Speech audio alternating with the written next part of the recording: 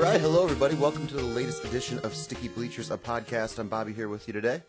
And I am Corey, your international sports connection who does not know or care very much about international sports. That's why we hired you, Corey.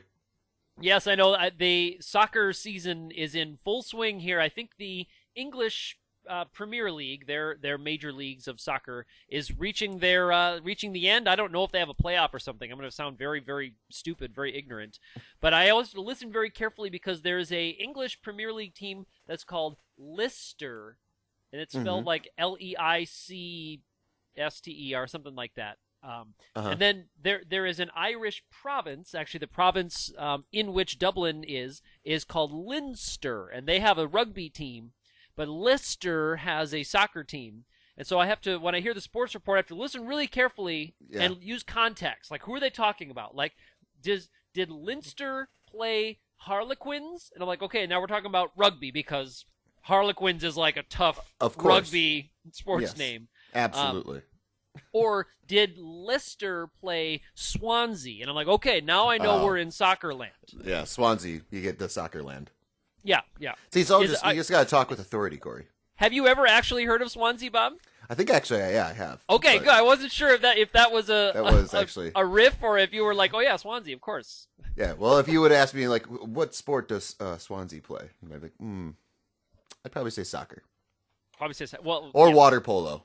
Yeah. But now, what if I had not given away the Harlequins, Bob, and said, what sport do you think a team named the Harlequins What's that plays? sport in Harry Potter? What they play? Quidditch. That. That's a good name for a Quidditch team, the Harlequins. Yeah, it sounds like it. Well, it's like the clowns, but it's a specific kind of clown. My gosh. Oh, it is. It's a specific type of clown, really? I think so. I don't know. I didn't know clowns had I didn't know there were specific clowns. I didn't know. Yeah. If you ever watch that Modern Family episode, you get a quick primer on the different families of clowns. I've One of them is the watched Auguste that show. clown. One of them is the Tramp. Really? And I don't know. There's several more. I don't know. I'm not a clown expert, and this is not a clown podcast. Although I'm sure if you looked hard enough, you could find a clown podcast about clown styles and clown techniques. There's tons of money in a clown podcast. What would it be called? Balloon clowning around. The clowning around. See, but that's too. Is that too low? Easy. Is that low hanging fruit? Yeah. It'd have to be a deep cut like Big Shoes Radio or something like that. Big shoes to fill. Big shoes to fill. Too many men in this podcast car. Honk honk. Honk honk. Whoa, that goes real deep. That goes real that's deep. Good. Yeah. Red Nose Radio. Well, you could just go welcome back to honk honk. So there you go. You could just have the little honk honk sound. Yeah, so the name of your podcast can be an unpronounceable onomatopoeia sound of just honk honk. But it's hard. That'd be hard to write in an SEO way if you wanted it to be found on your search engine. It's true. Well, you can just spell it honk honk. So honk honk. Yeah. I feel like that's an easy onomatopoeia. That's not high class clown enough, though. That's not like no. I mean, I don't know. You don't understand, Bob. You don't live in Europe. You don't live in Europe where we're sophisticated and we know how clowning works. Are you getting clowns confused with mimes? Because mimes, I think, are the sophisticated clowns. Yeah, that's true. And as we know from Spinal Tap, mime is money. Mime is money. Come on. Mime is money. What are you doing? Yep. Isn't Billy Crystal the mime, or is he a waiter? No, I think Billy Crystal is. They are mime waiters. The mime waiters, that's right. And there's an assistant, and Billy Crystal is like his boss, who is the mime waiter boss, and is chewing out the other mime waiter for not serving the canapé correctly or something. Talk about movies that still hold up. That thing is awesome. Gosh. If you ever need a good hour and 10 minutes to kill, that's how to do it right there. Yeah, no, it's a nice length, isn't it? Too. It's just perfect. It just fits everything.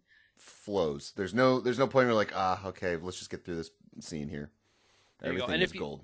If you haven't seen it at Spinal Tap, anyone, I know there's some young folks who might be listening to this. I mean, you will see that and you will go, oh, that's where that comes from. That's where that comes from. That's where that comes from. Mm-hmm. Every cliche that you hear on the internet today mostly came from Spinal Tap and Blazing Saddles.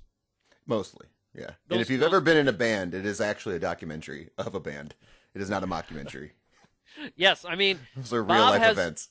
Yeah, Bob has spent more time as a professional touring musician than I have, and I'm sure that your existence is pretty much spot on to the Spinal Tap movie. We did get lost in a radio station once, and we kept yelling, "Rock and roll, okay, rock and roll." We didn't know where to go. Yep. I find myself saying that every time I am in an undergroundy, tunnel, cavernous situation. I'm usually not trying to get onto a stage, but whenever I do happen to be at a theater or something, I never pass up the chance.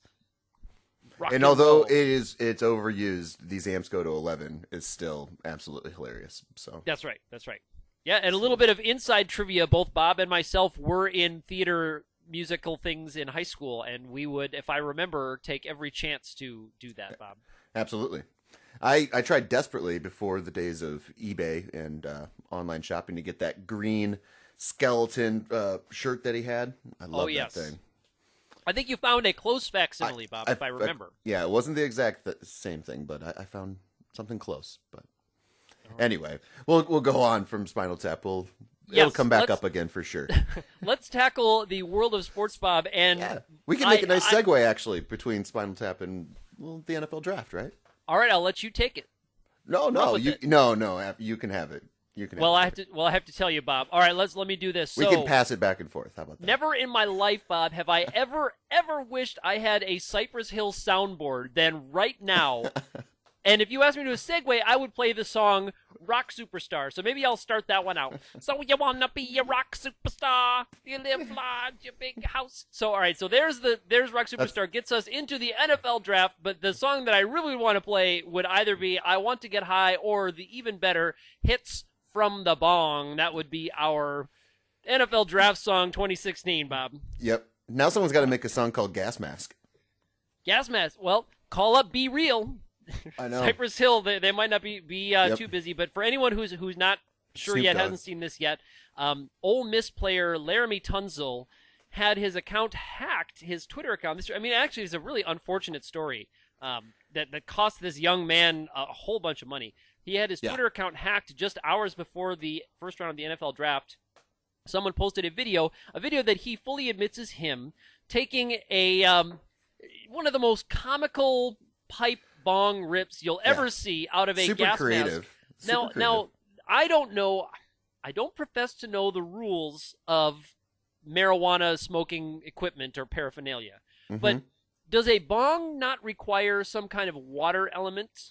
Well, yes, I would imagine so. But I think you get it's kind of a loose term when it comes to incorporating a gas mask. So because I have to tell you, I don't know. Yeah, no. If you watch this video, it's pretty clear that this gas mask is connected to a glass pipe with a bulb, and then there's the screen and the bowl, I think is the right name for it. Yes. So he using correct terms. Lights the bowl and pulls in through this gas mask. Yeah. But there's no water, there's no bubbling. If I've listened to enough Cypress Hill, and I've listened to a lot of Cypress Hill, I think the bubbling sound needs to happen. And then also after your bong he takes water. Yeah, that's your water. And Be Real, actually, in Hits from the Bong, mentions how bad that smells if it gets in the carpet. But so he takes the rip, and then he flips up the gas mask, and the still image that is making the rounds of the internet is him with a very, very contented smile on his face with the gas mask. But the pipe is actually flipped upside down, so had there been smelly water in there, it would have gone over his head. So that's my one point that I just wanted to make sure we're using the right terminology, but I'll go ahead and just use bong for now. Yeah, but we've given the disclaimer that we know that bong may not be the right term to use when it comes to the gas mask. That's right. So just so that if you want to get angry and put comments about how we don't know, it's not a bong. That's not a bong, dude. All right, that's my impression of those who are listening to this. Right. That's our fan base. Hey, bro. Get your words right, man. So, in honor of this, Bob, I have the part of the first verse of Cypress Hills because I don't have the soundboard. Okay. I have part of the first verse of Hits from the Bong. Are you ready? I'm ready. Never have been ready. Just a little bit of poetry that maybe Laramie Tunzel was listening to. We have. We can only hope. Pick it, pack it, fire it up, come along, and take a hit from the bong. Put the blunt down just for a second. Don't get me wrong, it's not a new method. Inhale, exhale. Now snap your Oh, that's fingers. great. That's right No, on. That's like those old '50s songs where they tell you how to do the dance and everything. yeah, there you go. You know, Inhale. Actually, just like it's like explains how to do it. jump to the On left. on the Reddit discussion, X Antipater says, "Dear Mr. Tunzel, everyone smokes weed. Nobody gets filmed hitting a gas mask bong." That's the thing with it. There's, it's one thing to do it. It's another thing to let yourself be filmed. So I don't know. But I think, but some other people in the discussion, Bob, and I think this is going to be true, is that as this next generation that grew up with smartphones as part of their everyday life hits adulthood, as Laramie Tunzel's generation is, we're going to see more of this stuff. And something that you and I were talking about off mic before, Bob, is teams are saying, if we can't field a team if we have to have people who have never touched marijuana. And I would go farther as to say that you could not fill a front office of old white dudes who went to college in the 60s and 70s who never touched some of that hot Chiba back when they were in college. But I guess I don't want to get into like the intelligence conversation, but it's one of the things you see with Johnny Manziel and now you see with Tunsil. It's that you're allowing yourself to be recorded. And I get it that you grew up in this generation where everyone has a smartphone and you can record things very easily. But still, if you're doing things and you're in that situation, like, you have to understand the consequences for your actions or the ramifications and the possibility that it's just out there now. And things that are out there that people want to see, they're going to see. Like, the video is taken down, but you can still see the video, and that's always going to be there. And I'm sure a number of the players selected in the first round do smoke pot, and they just don't get filmed, and they can pass the drug test. And so in the eyes of everybody else, they don't smoke. But I mean, it's a very popular thing to do. And so that's where I don't want to bring up the intelligence factor, but I mean, you're letting somebody film you do this, so it does bring into question your smart decision-making process. But it is too bad, though, because the video, according to him, was a couple years old, and I think that had been backed up. So, you just think, like, when you're 18, 19, you make a bad decision, it happens to get filmed. You may have said that, like, yeah, it's okay, film this, bro, let me rip this, but you might not be making the best decisions when you tell them to film me ripping this. Here's the thing. Tunsil came in, and he was, arguably, before all the trades, going to be one of the top 3 picks, maybe even the number 1 overall pick. Yes. You're telling me 3, 4, 5 years ago, he didn't know that he had the skill set and the ability to at least go into the NFL? Like, that's something where athletes always want to get paid in college, and they want to be, treated. I mean, they are treated differently a lot. Yes. And this is part of being treated differently. Like, yeah, you and I could smoke out of the gas mask bong and get filmed, and no one's going to care. But we're not trying to be NFL football players or trying to get a job playing professional football. So, but if that were the thing that I wanted to do, I wouldn't have myself recorded smoking or taking a hit off a gas mask bong. Thank you for finishing. Don't not to say smoking pot, but just filming, taking a big deep rip with a gas mask bong. I know it's beyond just smoking pot. It's not Michael Phelps at a party, like, getting past a chillum or something and taking a hit. What was that last word? Chillum. A chillum. What's a chillum? That's another device, another drug paraphernalia. Okay. Weed paraphernalia, I should say. Okay. So Cypress Hill doesn't often mention chillums. That's oh, they don't? I don't know. I would know it if I'm they sure. did. I bet they did. I bet they've dropped that before. All right, I need to. It rhymes so well, hit the chillum, billum, and chill with the get chillum. the film. Yeah. If they haven't, I just gave Be Real some more lyrical fodder. There you go. Rhymes to spit. Now, Bob, another part of this is his Instagram account was also hacked just minutes after his Twitter account was. And well, this he is needs bigger, to have probably. more. He needs to have more complex passwords. I think his passwords are just too easy. That could be.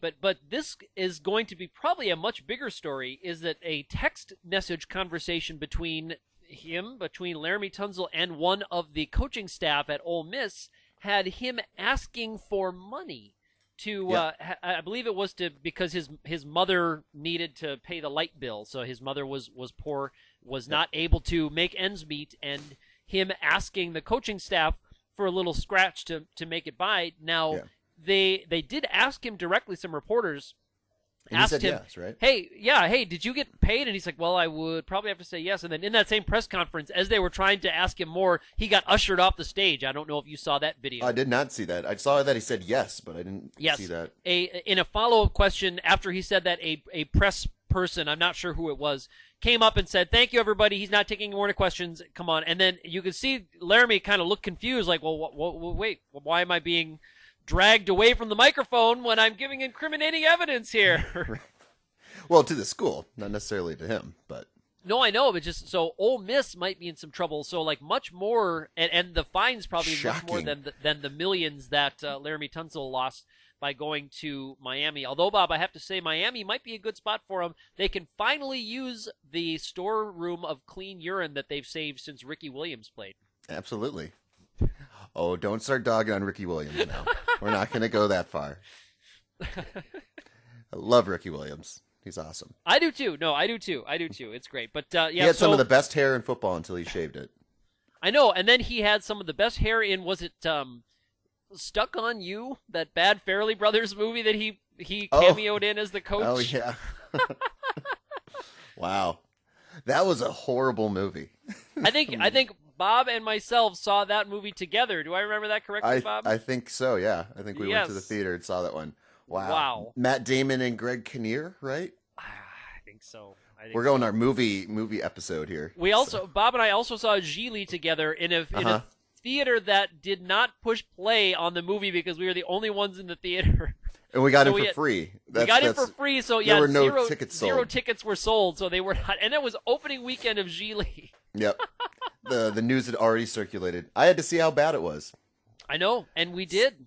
Yep. Speaking And of bad no movies, one else did in the our last hometown. time I was in a theater alone was Zoolander 2. So Oh, really? all the bad movies are lumped together. So my last time was Gigli, but the time before that was seeing Surf Ninjas. Oh, That was the other time where it was just me and like my family. There was like me and my sister and my mom yeah. at Surf Ninjas And Surf in Ninjas. 1993. Yep. Oh, that ninja craze of the early 90s. Yes. Oh yeah. Chris Elliott was just knocked that one Yep. right out of the park, Yep.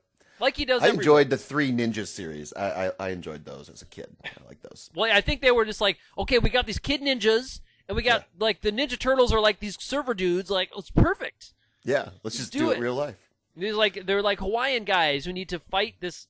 I don't. There's like an invading army of something. I don't know. Anyway, Bob, Yeah. I have a little bit of an NFL draft quiz for you.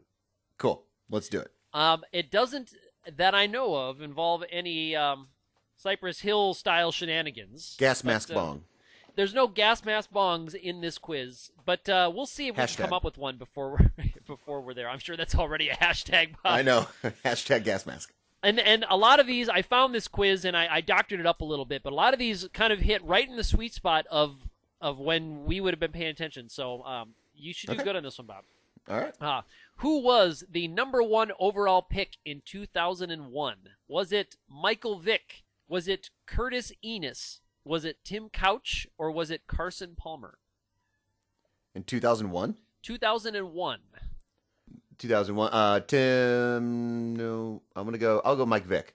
Mike Vick is correct, Bob. Yeah. Very well done. Mike Vick was the number 1 overall pick. Tim in Couch was 99, 2001. right?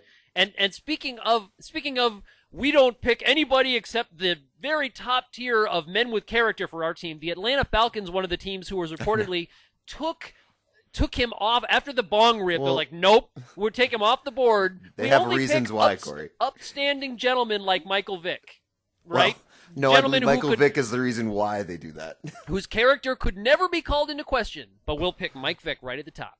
Oh, Anyway. it's a sad story. Anyway, who was selected 2nd overall behind Peyton Manning in his draft, Bob? Was it Matt Leinart, Drew Brees, Ryan Leaf, or none of the above? So Ryan, second, don't ask me that question again, Leaf. that is correct, Bob. You're 2 for 2. Ryan Leaf was picked 2nd behind Peyton Manning. I think, was that the 1998? 97 or 98. Okay, all right. This is a true or false one, Bob. A little bit before our time. O.J. Simpson was the first overall selection in 1971. Is that true or false? I'll go true. Incorrect, Bob. It was false. No. The number one pick in 71 was Jim Plunkett to the Boston Patriots. O.J. was the number one overall pick in 1969. Oh, so it was the year. Gotcha. Yes, the year was the kicker there. In question. Gotcha. Fourth question, Bob. Name the pick and the team John Elway was selected in 1983, and this is multiple choice. Okay, so the pick number and the team who selected him. Okay. Was it third round, second pick to Denver? Was it first overall to Baltimore? Was it first overall to Denver? Or first overall to the Patriots? It was first overall to Baltimore. It was first overall, Baltimore Colts, John Elway. Bob, I 3 know. for 4 so far. Very well. Very well. All right. Reigning the 3. I know. Great job. Which expansion team in the NFL drafted David Carr first overall? Was it Jacksonville, Dallas, Houston, or Oakland? Houston? Houston, we Absolutely. have no problems. Bob got that one right. Oakland, an interesting choice for an expansion team. Right. Well, they might be the Las Vegas Raiders here pretty soon, so kind of an expansion That's team. right. That's right. All right. 2 more questions to go, Bob. Which NFL bust was selected first overall in 1999? Was it Cade McNown, Rashaan Salam, Curtis Enis again, or Tim Couch? 1999 first overall NFL bust. That depends on how you, what you consider a bust. Is it Tim Couch? Oh no, it's the first overall. The bust is a hint. The bust is a They're hint? all busts. They're all busts. Yeah, which one was first overall in 99? I'll go Tim Couch. It was Tim Couch. It was Tim Couch. You actually said that earlier in the quiz. You got it. He was 99, and that was a question later on. Very well done, Bob. I like Finally, the NFL draft. I always liked watching it. All right, now this one might be trickier for you. Who got the first overall pick in 1997? Was it Oakland, Detroit, St. Louis Rams, or Washington? So first overall in 97, Oakland, Detroit, St. Louis, or Washington. They didn't hold on to it then, right? Or do you know? I don't know. You don't know? Probably So, who picked the first overall in 97? Oakland, St. Louis, Washington, what was the fourth team? Detroit was the other one. Detroit. I'm a shot in the dark here. Washington? It was St. Louis, although I'll have to look up. We'd have to check that, Bob. I'm not sure if they traded that away. The question is worded a little bit confusingly, and I stole this from an internet website, so we can't even tell if it's going to be accurate or not. But yeah, in the St. Louis, yes, those St. bad Louis. St. Louis years. From those bad years. Now, yeah, you got Those Tim Couch forgettable. right away, Bob. You notice Curtis Enis popped up there twice? That was me. And Yeah. Cade McNown and Rashaan Salam is just, the Chicago Bears have just broken my heart so many times with their first picks. Did you see the Bears pick? Were you happy with their selection? I didn't see the linebacker that they picked up. No, I didn't look up much about him, Bob. But they traded up to get him. Did they? They All gave- right. yeah. Well, it's They not that traded I don't 2 trust spots. them. It's not that I don't trust them because Curtis Well- Enis was like everybody was going after Curtis Enis that year. It was like people were trading up like Curtis Enis was the hot pick, and then he held out for Maroney and then promptly tore his ACL and Some tough luck. tough luck. I don't know. But if it seems that's like right. in the NFL though, the teams can change their mythos kind of with their draft strategy as it goes. Like we're kind of actually mentioning it a little bit in the during the draft coverage. Like certain teams like the Steelers and the Packers, they never really do much to move around the draft board, but other teams like the Seahawks, Vikings, Patriots, and well, I guess the Browns moved around quite a bit actually last night, but they just, trading picks to get picks to move up, to move down, yada yada yada. It's Right. different strategies, but they produce different results. So, Bob, real quick question: do you think that the draft in the NFL is more influential than MLB because of the farm system, and player development is so much different in the majors? I think it's because of college football, and you create superstars in college, and so you can create a major event. A lot of the guys that get drafted in baseball, first off, there's hundreds of rounds, so yes, it's a little more daunting. And the guys that get drafted even in the first round, you may never have even heard of. So in baseball, And you may never see them in a major league uniform. Well, majority of them, but the first rounders generally get there. Okay, all right. They at least, I mean, they have to get to the majors. You may not know their names, but someone who knows nothing about major league drafting or farm system at all. Yeah. I was asking you as a serious question. So yeah, well, it's. I do think it has the NFL draft's popularity has a lot to do with college football's popularity. Okay. And because you can look at it, just juxtapose it to college baseball's popularity, and not a lot of the baseball players actually go to college. Some are drafted out of high school, right. So, yeah, it's sometimes the NFL draft I think it's the most fun draft that there is. The NBA draft being probably number 2. Yeah, but look at the popularity of both those college sports. Right. Well, the NFL draft has never held a lot of interest for me. This year excluded when you've got bong rips in the gas mask being broadcast on ESPN, I presume. I only checked it this morning and saw all the fireworks after they didn't show the video on the NFL Network, but no, they did. I will say this: I used to love watching the draft, and I still watch it, but all the pomp and circumstance that they have going on, like Deion Sanders interviewed every draftee after he was drafted, and it was.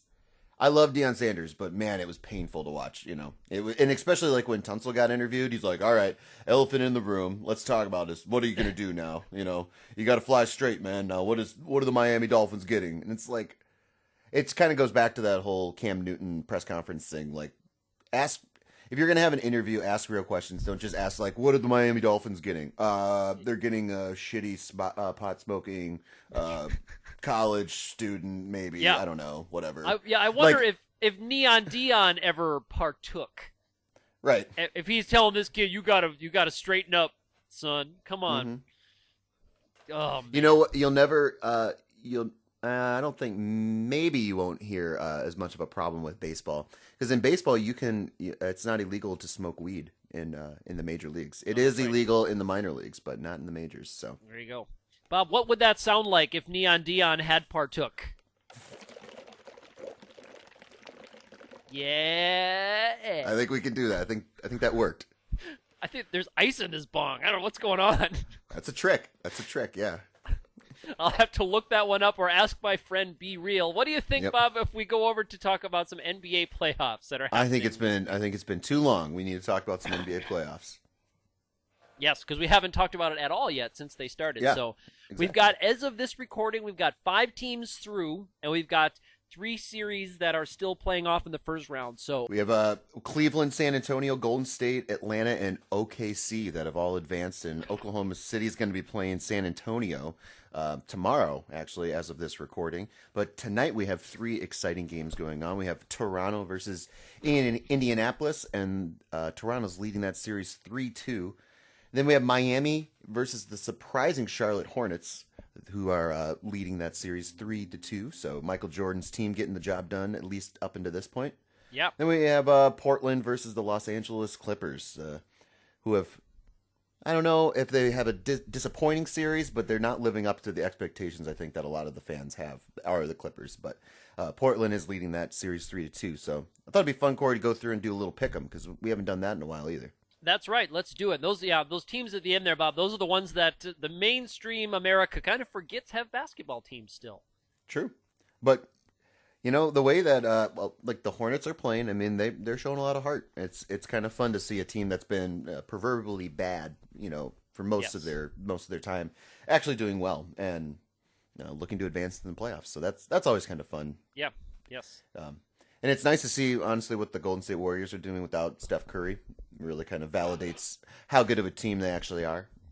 And then you got the old standbys, San Antonio and OKC's back in there, and Cleveland, of course.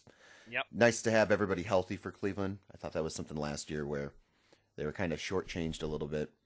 But yes. Yep. Anyway. Well, we'll see how it does shake out there. But let's get those picks, Bob. Which game should we go to first? Well, let's go first game up, Toronto, Indianapolis. Who do you got? Toronto, Indy, simply because I like I love the mascot, and I think the ghost of Vince Carter is going to come back there you go. and make the Toronto Raptors come through in the clutch and take the series. You finally come to my side with Toronto, haven't you, Corey? You Yes. believe. You I believe. was never not on your side with Toronto. Oh, I've we can always go back been a a fan couple of Toronto. episodes. We can go Oh, back okay. All right. Well, there was some trash talk there, I guess. Yeah, There sure. was, But yes. the ghost of Vince Carter, God rest his soul, is going to come back and help Toronto take that series. Don't believe he's dead. I don't believe he's dead at all. Does he still even play? Does he still play for the team? Am No. I that off? I'm sure Vince Carter actually can still play, but he does not. Okay. All right. Good. That would be really embarrassing if I said the ghost of a player and they were still not only alive but actively on the roster. The ghost of Paul Pierce, who's still playing. Yes, but the ghost of Pierre Pierce can lend Iowa all of his support From jail. from jail. Right? Yes. I think he's still in jail. I don't know. I don't know and I don't care. So who do you have, Bob, in that Toronto Pacers? I can't matchup? get off the Drake Toronto Raptors bandwagon. So I'm sticking right. with it. Toronto all the way around. I'm not a fan of Drake and his celebrity fandom that he has, but anyway. Yep. Well, there's We'll not much see we more can do of him. about that here from our chairs. No, we can only try, Corey, right? We can only try. All right. What's the next series? Miami, Charlotte. Miami, Charlotte. Heat versus Hornets. I'm gonna go right away. I'll just go Hornets. Okay. Jeremy All right. Lin, Kemba Walker. They're gonna beat him. Okay. And I believe it's in Charlotte. So You like that start? Okay. I'm thinking yes. I'm the ghosts I'm talking to are of one Muggsy Bogues and one Alonzo Mourning. But I'm not yes. sure if I think they're a little bit angry that Charlotte abandoned them for a few years. Well, and Alonzo went to play for the Heat. It's a bit of a connection there. Yeah, see, and it's the spirits. The message is muddled, Bob. The message is muddled. So I think I'll go contrary to you. I'm gonna go with Miami in this one. You gonna talk to the ghost of Dwayne Wade? I'm trying, man, but Trying? the barrier between the worlds is kind of funny this afternoon. So Yeah, it gets a little fuzzy when Alonzo Mourning. You get that. I know, that and see, I weird think in-between like world. Muggsy Bogues never lost faith, but Alonzo, I think he has split, so his loyalties are divided. Yeah, if you're going by the Alonzo Mourning meter, I think he'd lean more towards the Heat than he would the Hornets. So TM 2016 Sticky Bleachers, the Alonzo Mourning meter. we'll get that one. Just That's hand. a mouthful.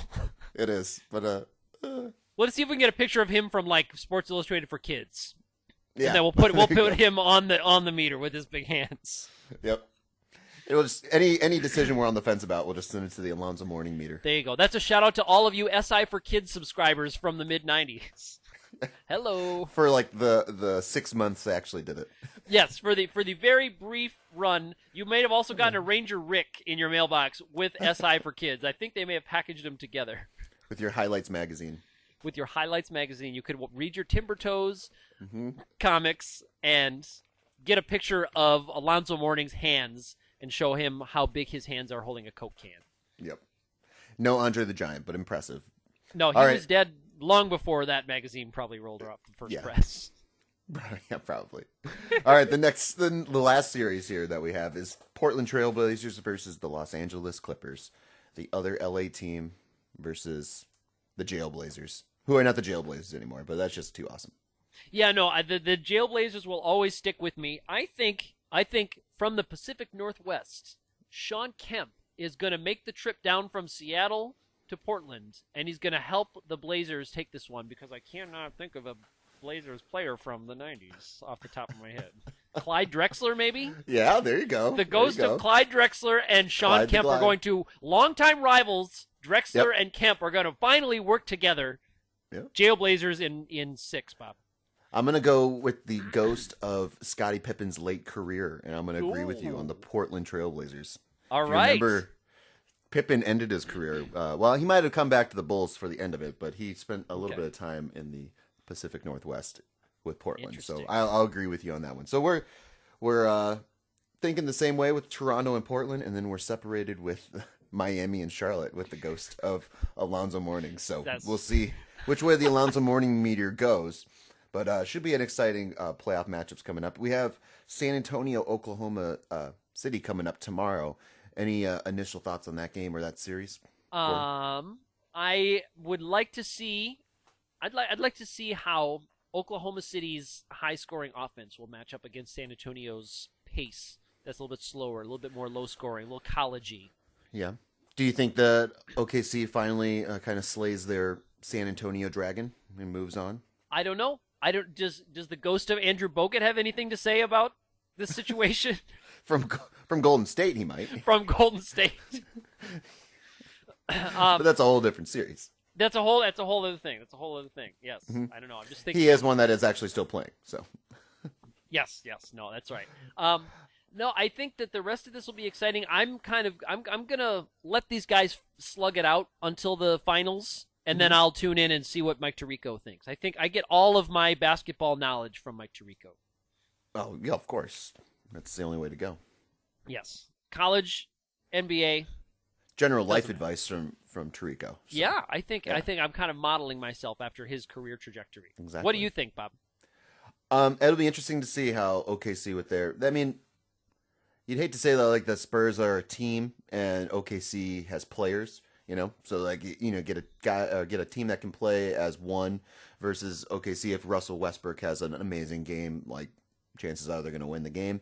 Yes. And when he doesn't have an amazing game, it's like kind of like you said, very college like. So, I think the advantage goes to San Antonio though. I think Popovich and San Antonio and company. They just always have something special when it comes to the playoffs, and the experience, I think, plays a huge part as well. All right. Well, and I kind of want to see Greg Popovich give more interviews. So yeah, there you go. I will see if I can get a pick from you. Will the finals matchup be anything other than Cleveland, Golden State? Yeah, I think so. You think it will? Okay. Yeah, especially out of the East. Okay. I don't want to discredit Cleveland, but I think they're overhyped. I think people want it too bad. I just wanted to get your early prediction. Yeah. If I think it's possible. Okay. All right. I think that result is going to happen. I think it is going to be that, but I could see it going the other way. It's just if I had to bet on that or the field, everything else, it'd be a tough choice. Yeah. Golden State, especially how they played since Curry's gone down, I mean, that's the big question mark.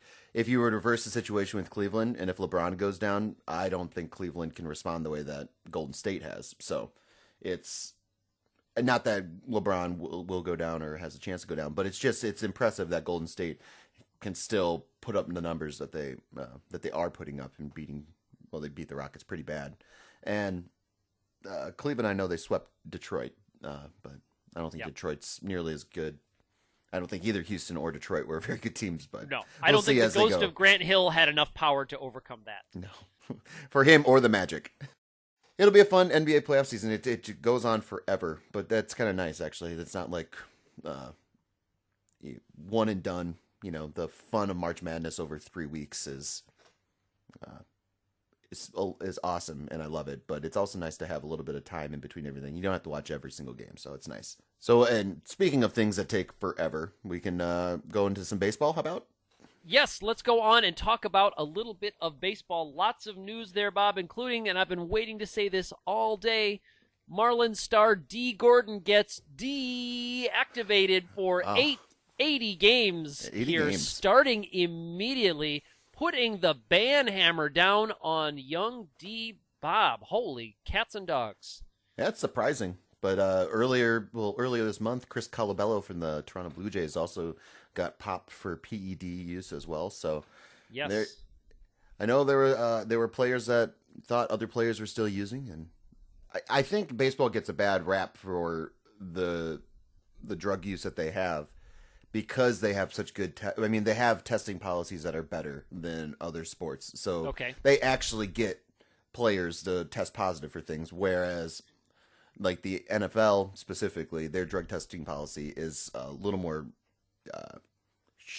let's say, shadowy. A little more Vince McMahon-y, Bob. Yeah, how about that? Vince McMahon is a great adjective for it. Yeah, so, I think that's a good adjective for most things. Mm-hmm. I did get, Bob, if you care to, I did get the name of the drug and the function of the drug that he was caught with. Would you like to go through the technical Wikipedia details? Absolutely. It's not the Manny Ramirez woman's. It is not that one. Drug. Yeah, it is not. It is not that one. So he did test positive for testosterone, regular old testosterone, and Jeez. clostebol. And Okay. clostebol, from the Wikipedia page, usually as the ester clostebol acetate or clostebol enanthate, is a synthetic anabolic androgenic steroid. Clostebol is the 4-chloral derivative of the natural hormone testosterone. It is a weak anabolic steroid which was used by athletes from the German Democratic Republic of East Germany, citation needed. Wow. It is a version of testosterone that is chlorinated so as to prevent conversion to hydrotestosterone, DHT, while also rendering the chemical incapable of conversion to estrogen. So it is a mild anabolic steroid. And D. Gordon, the discussion, Bob, is that he's got multi All-Star games. He got his big payout. He's got his batting title. He's got all this guaranteed money. Why risk it taking testosterone and clostebol? I guess it depends on how long he's been taking it. I mean, really, Yeah. and because you can take it and still pass tests. I mean, I'm sure there's ways to mask it, and I think that's the whole problem with the drug testing policy is that I think you can get around it. So the question then becomes, how long has he been using it, and can you trust what he tells you? You know, that's the other thing with Yes. all the other steroid users and stuff. If they got popped once, can you really believe when they started using it? And I don't know. We've kind of gone back and forth on steroids and Right. PEDs and that stuff around on this podcast. I don't mind it so much. I don't think it like taints the game, and I don't think D. Gordon has been one of the top 5 baseball players in baseball because of it. I always go back. Barry Bonds actually had a really great thing when he was talking about when they were accusing him of all the steroid stuff, and it said no drug can make your hand-eye coordination better, and I think that's still very true. I think being strong and having muscles doesn't necessarily make you a good athlete or a good baseball player or a good football player, yada, yada, yada. There's all those other skill sets that there are no drugs for. And, you know. But, Bob, it may not improve your hand-eye coordination, but it can certainly help you lead the league in stolen bases, or in Barry Bonds' career, help you lead the league in strikeouts, walks, and dingers. Yeah. It's true. I don't think he ever led the league in strikeouts. Maybe he did. Maybe he did. He had a Maybe great eye. Yeah, he led the lead in walks and home runs. He did get quite a few walks, as I remember. And that's the thing with it. If his head is 2 times the size that it was when he started in the league, he still has an amazing eye of the strike zone. And I mean, there you go. I don't know. I'm not a huge Barry Bonds fan, but I do respect the hell out of what he was able to do on the baseball field, especially in the batter's box. Now, do you put any credence, Bob, into the interesting coincidence that Barry Bonds goes to work as a hitting coach for the Miami Marlins, and then suddenly, yeah, I didn't put that together, but that's kind of funny. Illuminati baseball confirmed, Bob. I think I don't know. Yeah, that's why Bonds is a really good hitting coach. He's a great hitting coach. Suddenly, his team's performance just starts going up. Yeah. The performance of his teams is enhanced when Barry Bonds comes to your team. I bet that's on his resume. I was just going to say, I bet that's on his resume. Yeah. It's on his business card. The performance, and those are all italicized words. A player enhancement coach. Ooh, a player enhancement coach. I like it. So, yeah, that's it. It's a shock running through baseball, but you say, Bob, it should not be as big a shock or as big a deal as it is. Yeah, I don't think it should be a shock that players are still trying to get an advantage. I mean, it's a name shock. That's the name. That's the shocking part about it, is that it's D. Gordon. Right. When Chris Colabello of the Blue Jays did it, I mean, he was a independent baseball player. I mean, he was one of those 4A players guys that kind of live between AAA and the majors. And last year he put together a very productive season for the Blue Jays, and was supposed to be another cornerstone of that team this year, and so another 80-game suspension, but he's not a big name, so it gets swept under the carpet a little bit easier. And like Jake Arrieta has been facing a lot of the accusations. I know he was in a Twitter battle with Stephen A. Smith. I have the text of that Twitter battle, Bob, if you'd like to go over it. Yeah, absolutely, sure. All right, so yes, Stephen A. Smith, famous blowhard for ESPN, known for now one of the last remaining blowhards there. Yes, I know they're getting rid of him. Stephen A. You've had an illustrious career, bud, but you better watch yourself, because ESPN has shown that they are not afraid to fire you if you say something that's too controversial. Although Stephen A. doesn't get so much outside of sports, and that's kind of where people get in trouble at ESPN. Skip Bayless is leaving. That was my reference there. Oh, Skip Bayless. Okay. He's losing his counterpart. Yes, he's losing his buddy Skip. But so Stephen A. says on Twitter, and this was a video, he included it with a video that he did for his segment. He said, Jake Arrieta shouldn't be laughing about questions surrounding his performance. Ugh. And Arrieta, in a rare fireback from an athlete to a vague accusation of performance-enhancing drugs, he said, laughing is exactly what I will do. You continue to do your thing, though. No one will undercut my hard work. Whoa. And then Stephen A. comes back with a little passive-aggressive. He says, I hear ya, J. Arrieta 34. It's your life/career. You've earned the right to do what you want. The best to you. That's not, whoa, man. Well, I have a big problem with the analysts that are, I mean, I'm using a nice term for Stephen A. Smith, but the guys that just have to say something. And every time I go to the gym and First Take is on, I'm like, oh man, I'm not listening to that again, because it's just amazing. And Stephen A. Smith, I know, is not a baseball fan, because every time baseball is brought up, he brings up drugs. And I remember when the Chapman stuff happened, that alleged incident and everything, and he was talking about violence in baseball and how baseball's never really done anything for domestic issues. And he was talking about how good of a job football has done with this domestic thing and domestic abuse situations. And it's like, how well football has done? Yeah, I wouldn't say football has done a great job. Yeah, and it's one thing to be like, oh, baseball hasn't done a good job, and they should look at the NFL and how they've handled their situation as a way to handle their situations. You mean you mean try to cover it up until it gets busted, and then go way over the top. That's how. Yeah. That's definitely how you should handle it. So. Yeah. So Stephen A. He's a professional troll. I mean, he just says things to get a reaction. Right. Yeah. He's one of the OG professional trolls. Before the internet existed, that was his job. But yeah, I thought it was like, wow, get passive aggressive. Like, it's your life, man. You do what you want. My best to you. Like, whoa, yikes. I mean, although I know controversy is the reason he has a job, and the fact that we are talking about him is the reason that he has a job. Absolutely. Because now the 6 people who hear this are going to go look up his video, and they're going to watch it, and ESPN gets 6 more ad views on their link. You're welcome, ESPN. Welcome. And Stephen A., God bless America. I have a tweet, Bob, from another baseball legend. It's a little bit of a non sequitur. It's not. This is a feel good tweet. Okay, good. We need that. Yes, legendary Yankees pitcher and one of the all-time greatest names in baseball, David Cone, who I did not know knew how to use Twitter. Apparently has an active Twitter account. Yes. And he just says very, very quickly, the last time I got in this late on a charter plane, or I should set this up as a joke, Bob.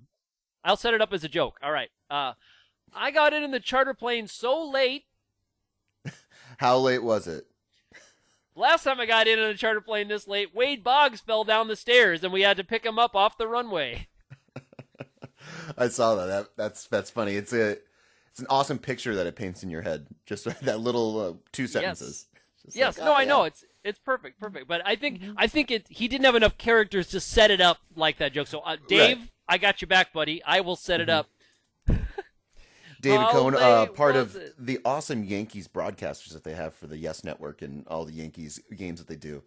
They have some really cool broadcasters, David Cone being one of them. So if you ever want to hear David Cone's voice and watch a Yankees game, tune in. All right. There's a little plug for the MLB.TV streaming package, Bob. Oh, I didn't mention that. There we go. However you want to watch baseball. Yes. So let's do a quick follow-up, Bob, over a story that we talked about last week. The Conor McGregor...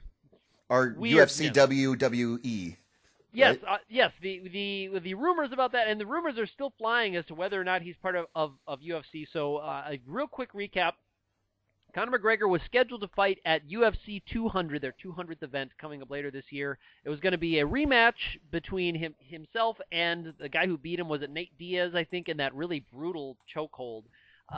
And suddenly McGregor tweets, "Yep, I'm retired. I'm out of the sport." And it was later revealed that day that he was expected to come and do a press tour. He didn't feel like doing a press tour. He wanted to focus on training. Said that was the reason that he lost the last match, is because instead of training, he was doing the press tour. Excuse me, my. I forgot. I've been coughing and trying to get through this today. So he tweeted he's retired. Then he tweets he's not retired. And then as of our last recording, Dana White has said he's off of UFC 200. Whether or not he comes back, he's not on the card. You got to say it in the voice, Corey. You got to say it in the voice. UFC. Conor McGregor is not going to be in UFC 200. And then Conor McGregor, a couple days later, this is after our last recording, tweeted, "Hey, I'm back on UFC 200. Thanks at Dana White for making this happen for the fans." Really? And then Dana White comes back a couple hours later and says, "I don't know where he got that idea, but I'm going to open up a can, and he's going to be in here." And yeah, all right, so I'm trying to get my Dana White, my dream of him joining pro wrestling with Conor McGregor. Dana White McMahon. Well. Dana White McMahon. Oh, so he needs to marry into Stephanie McMahon and change his name. Well, I believe Triple H and Stephanie McMahon already have that storyline going. So okay, maybe then Vince McMahon has a long lost daughter. Yeah, wouldn't that be a good story if he came in and broke them up? Or they could be really progressive, and Dana White could fall in love with Shane McMahon, and then they could have. There we go. That might piss off a lot of the religious freedom fans that they have, though. Yeah, I would not put a lot of money on pro wrestling becoming real progressive anytime soon, and be like having sensitive portrayals of diverse characters, Bob. But if Shane and Dana fell in love, I mean, that'd be nice. This is the promotion that the Iron Sheik is still part of their active roster, Bob. That's true. Yeah, that's our second Iron Sheik reference in 2 weeks. So I know, isn't it? Way to drop that in there. Oh, I love it. I love it. So as of right now, Conor McGregor, according to the commish, Dana White, he is off of UFC 200. You're out of here. But could be back. I love it. He could come back for 201 or 202. But rumors continue to fly as to whether or not he will just quit and join WWE or another fighting promotion. It's funny, like baseball, NFL, NBA, NHL, none of them want controversy outside of the actual sport happening. I mean, all the higher ups and the front office guys, they try desperately to not have any off the field stuff affect their sport.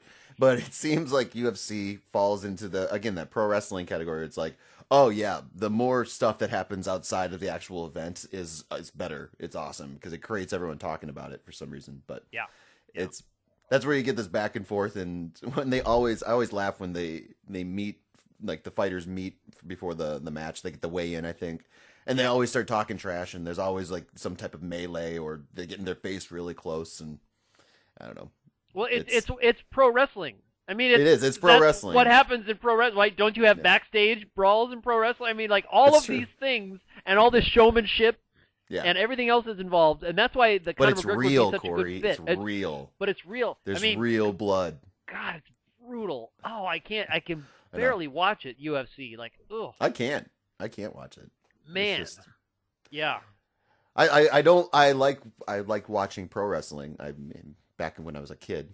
And every once in a while I can get nostalgic, but I like knowing that they're not really trying to potentially kill that other person. I know. See, I wonder because it's the thing is like when you're a kid, you always know like, man, pro wrestling is so cool, but wouldn't it be even cooler if it was real? That's like the thing we dreamed about for 25 years, and then now that we have it, I'm kind of like, ugh.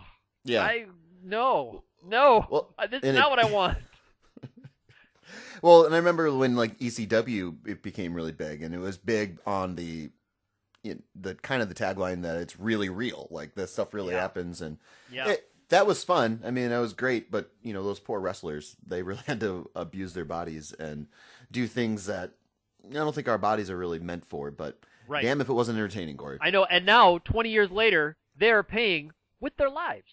Yeah, then none of them can do wrestling anymore because they're taken dead. too many barbed wire bats to the head, and Yes. Be interesting to see. But not a lot of the ECW guys are still wrestling, at least in the WWE, or I think TNA is the other one. But Yeah, I don't know. yeah, They're gonna end up like the maniac from It's Always Sunny in Philadelphia, yeah, who lived the actual life of the maniac character and died tragically young after having a successful wrestling career, falling off the edge, losing his mind, and then dead at a young age. What a tragedy! yeah. Roddy Piper came to kick ass and chew bubble gum, but I'm all out of gum.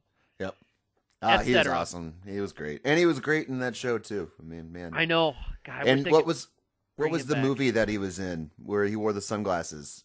And Yeah, it's they live. They and Live. That's where that line came from. Yeah, Yeah. I love yeah. that movie. That's a great It movie. is a great movie. Keith David says, "Not this year." And then they get into a fist fight, and it's hilarious.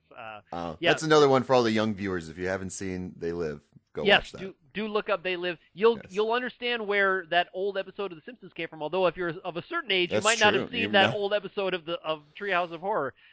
Let's finish up, Bob, with a roundup of a less depressing topic: the world of video game speedruns. I've got a few of them for you if you're ready. Awesome. I'm still trying to beat Goat Simulator. Yeah, well, you'll see. Maybe that'll be a stream in the future for Sticky Bleachers. Is Bob trying to get through Goat Simulator? Oh, man.